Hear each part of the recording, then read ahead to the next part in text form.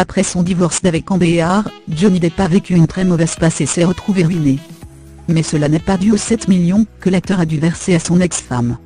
L'interprète de Jack Sparrow avait l'habitude de dépenser énormément d'argent. Son ancien directeur des affaires, Joel Mandel de The Management Group, a révélé que Johnny Depp avait fait exploser sa fortune en dépensant pas moins de 880 millions de dollars au cours des 13 dernières années, bien que l'acteur ait poursuivi le groupe pour mauvaise gestion de ses finances.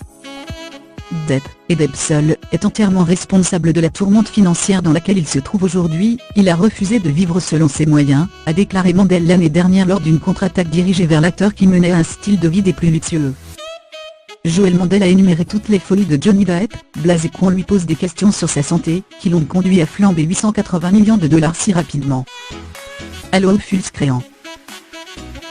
Pour commencer, selon Mandel, 101 millions de dollars sont allés à l'entretien des 14 résidences de l'acteur, qui comprenaient un château dans le sud de la France, une île aux Bahamas, plusieurs maisons à Hollywood, et une ferme dans le Kentucky. L'acteur dispose d'une impressionnante collection d'art de 200 pièces, et a acheté au moins 70 guitares au fil des ans. L'ex de Vanessa Paradis a accumulé environ 2,7 millions de dollars en vol privé et dispose aussi de 45 véhicules de luxe, dont une vieille Harley Davidson de 1940.